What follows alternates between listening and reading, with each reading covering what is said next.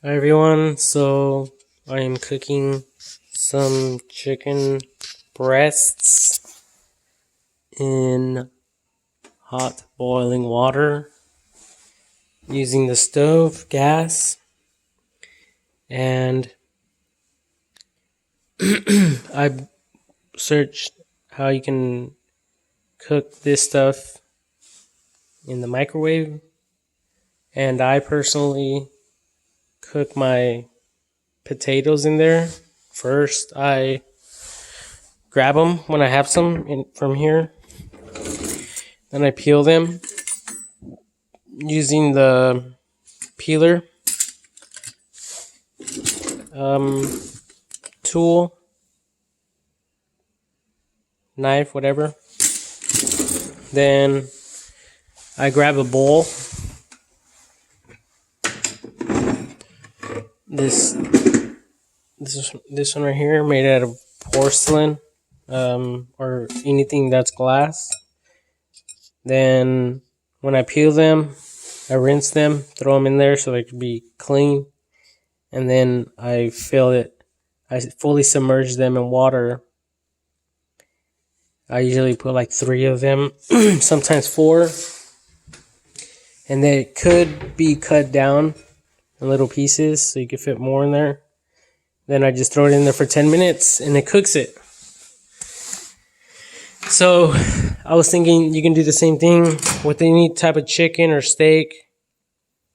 It's kind of dirty in there because of the potatoes. No, not potatoes. Beans. I put some beans, but the beans are on the plate, and I do put a paper towel over the beans. But sometimes it escapes and it dehydrates them and they bubble up. So a lot of that stuff gets everywhere. So it would be wise to like maybe even wet this like all the way.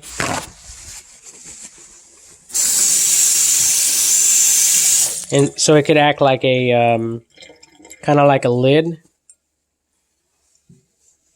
And then you could put it in there. And then any type of, popping or whatever would just go on this and not all over the microwave. And you could even put it on the plate like that over the beans. And of course, it'll get some stuff all over this from the beans, but then you could just toss that. And then bam, you won't have any of that stuff getting everywhere. But I seen some YouTube videos and they just put the steak, and I remember my friend Jeff told me that I could cook bacon, and he actually did it, and then I started doing it. But then sometimes it gets too crispy, and that's what happens to the meat as well. And that's actually what will happen to a potato if you put it in there without any water. So the water actually prevents it from getting too dehydrated. So the water keeps the food hydrated, just like in here, and it won't actually burn. Like if I was cooking this without any water and I just used oil, or I just put it in there without oil, and then it sticks to the pan, like this top stuff is sticking to the pan up here. So if you want to cook your meat, you can using the microwave. Just submerge it in water though, and then cook it. And then after it's all cooked, then you can put it on your plate, put your seasoning on it once it's all cooked. A1 sauce or whatever you like using. Any type of seasoning.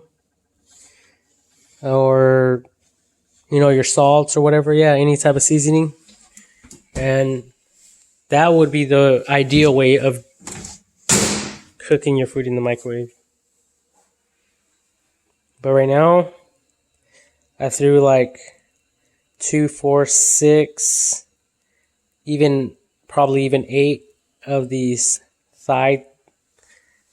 chicken thighs in there. And I'll grab one by poking it with the fork. And that is basically cooking up all the meat and stuff and killing all the bacteria or contaminants that could potentially get someone sick. And of course, it was pre-seasoned, so all that seasoning is probably up here now. And also, it will probably end up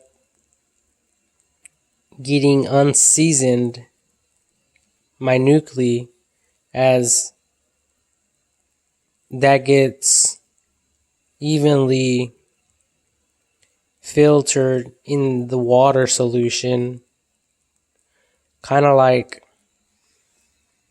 making borax crystals or any form of crystals, and you have to make the water fully concentrated until the salts stop dissolving. So obviously the seasoning is coming out of the chicken and saturating or evenly getting spread out with all the water in there. So you want to probably put your seasoning afterwards so you can have some taste. But overall, it will cook it just as the same if you were to cook it in here or in here with water. But you would have to use a different container because this container is metal or steel or stainless steel, so it won't work in there. So that's why you have to use a glass tray or something like this.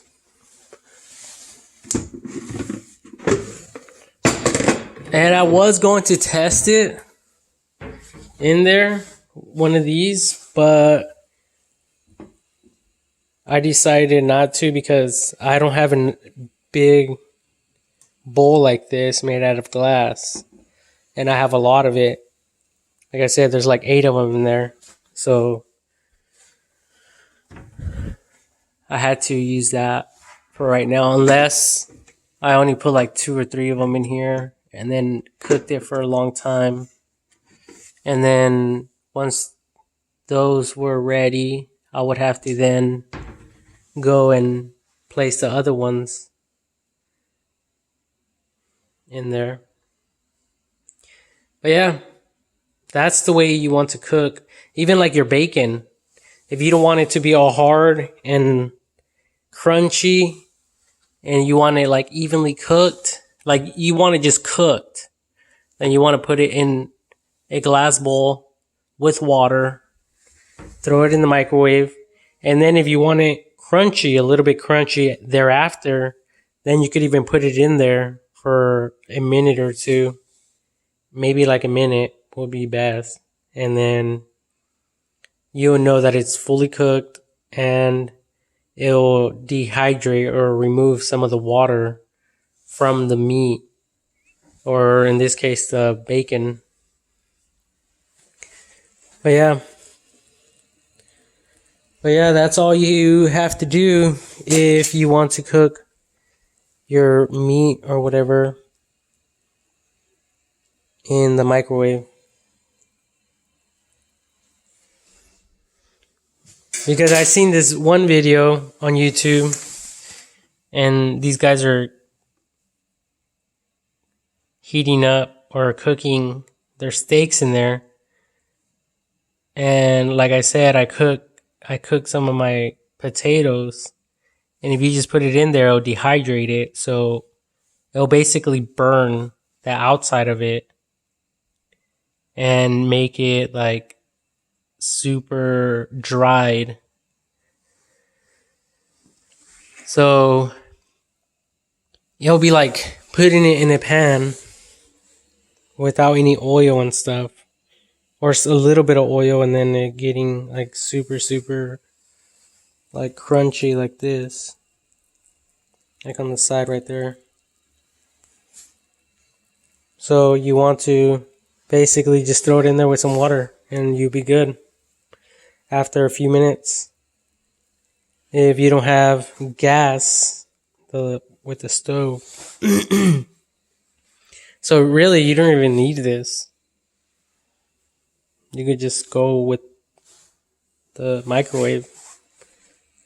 Go all electric. But everything has its pros and cons. It's kind of like a slow cooker. You want to put your food in there with something to hydrate it. I think if you kept mixing it, or if it mixed itself, then it'll be fine with a little bit of water. But if you're not trying to open it and close it every minute that passes, then you're probably better off fully submerging it. Unless you probably, like if you had a lid for it, then that condensation will rise up, the gases, and then it will drip down on the food. So it could prevent anyone from having to move it around and mixing it. So anyway, give it a shot.